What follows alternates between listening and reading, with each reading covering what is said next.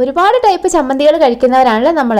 അപ്പോൾ നമ്മൾ വീട്ടിലുണ്ടാക്കണ ഒരു നല്ല ടേസ്റ്റി ആയിട്ടൊരു ചമ്മന്തിയുടെ റെസിപ്പി തന്നെയാണെന്ന് പറയുന്നത്.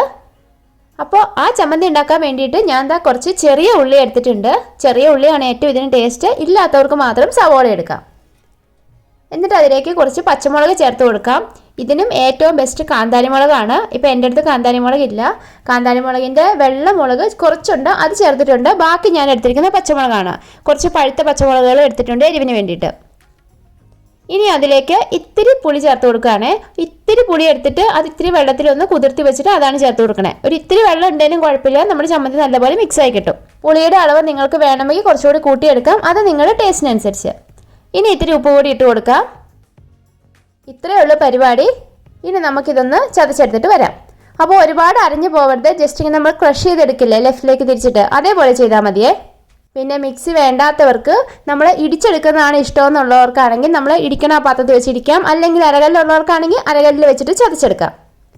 അപ്പോൾ ഞാൻ നല്ലപോലെ ചതച്ചെടുത്തിട്ട് കൊണ്ടുവന്നിട്ടുണ്ട്. ആ ലെഫ്റ്റിലേക്ക് തിരിച്ച് വെച്ചിട്ട് 2-3 വട്ടമായിട്ട് കറക്കിയാൽ മതി.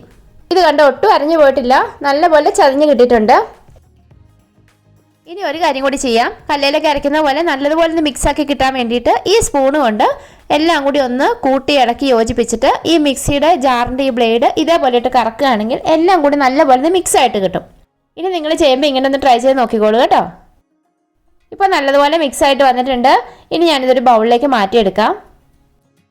ഇനി ചേർത്ത് കൊടുക്കേണ്ട ഇത്തിരി വെളിച്ചെണ്ണ മാത്രമാണ്. ഇച്ചിരി വെളിച്ചെണ്ണ കൂടി ഇതിലേക്ക് ചേർത്ത് കൊടുത്തു. പരിപാടി കംപ്ലീറ്റ് ആയിട്ട് കഴിഞ്ഞിട്ടുണ്ട്.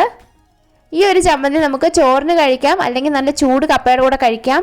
അതേപോലെ ഇത് ദോശയ്ക്കും ഇഡ്ഡലിക്കും അപ്പത്തിനും ഒക്കെ കഴിക്കുന്നവരും ഉണ്ട് കേട്ടോ. പിന്നെ ഒരു കാര്യം കൂടി പറയട്ടെ, നമ്മുടെ ചാനൽ സബ്സ്ക്രൈബ് ചെയ്തിട്ടില്ലെങ്കിൽ ഒന്ന് സബ്സ്ക്രൈബ് ചെയ്തേക്കണം. സബ്സ്ക്രൈബ് ചെയ്യുമ്പം അതിനടുത്തൊരു ബെല്ലൈക്കൺ വരും, അതിൽ ഓൾ ഓപ്ഷൻ കൊടുക്കണേ. അപ്പോഴാണ് ഞാൻ വീഡിയോസൊക്കെ ഇടുമ്പോൾ നിങ്ങൾക്ക് നോട്ടിഫിക്കേഷൻ കിട്ടുക. ഇനി അഥവാ നോട്ടിഫിക്കേഷൻ കിട്ടിയില്ലെങ്കിൽ ഇടയ്ക്ക് നമ്മുടെ ചാനലൊന്ന് എടുത്ത് നോക്കിയാൽ മതി, അവിടെ നിങ്ങൾക്ക് അടിപൊളിയായിട്ട് വീഡിയോ കാണാം. അപ്പോൾ ഇനി ഞാനൊന്ന് ചോറും കറിയൊക്കെ വിളമ്പി എടുക്കാം. അതിൻ്റെ കൂടെ നമ്മുടെ ചമ്മന്തിയും. അടിപൊളി കോംബോ ആണ് കേട്ടോ. ഒരുമാതിരി എല്ലാവർക്കും ഇഷ്ടപ്പെട്ടൊരു കോംബോയാണ്. ആരെങ്കിലും ട്രൈ ചെയ്ത് നോക്കിയിട്ടില്ലെങ്കിൽ ട്രൈ ചെയ്ത് നോക്കിക്കോളൂ കേട്ടോ. അപ്പോൾ ഇഷ്ടപ്പെട്ടാൽ ലൈക്ക് തരണം. അതേപോലെ തന്നെ നിങ്ങളുടെ അഭിപ്രായങ്ങളൊക്കെ കമൻസിലൂടെ അറിയിക്കണം കേട്ടോ. ടേസ്റ്റ് ഇഷ്ടമായിട്ടുണ്ടെങ്കിൽ മറ്റുള്ളവർക്ക് കൂടി ഷെയർ ചെയ്ത് കൊടുത്തേക്കൂ. അപ്പോൾ നമുക്കിനി വീണ്ടും അടുത്ത നല്ലൊരു വീഡിയോ ആയിട്ട് കാണാം. അപ്പോൾ ഇനിയും കാണണമെങ്കിൽ സബ്സ്ക്രൈബ് ചെയ്ത് വെച്ചേക്കണം കേട്ടോ. Bye, see you, thank U.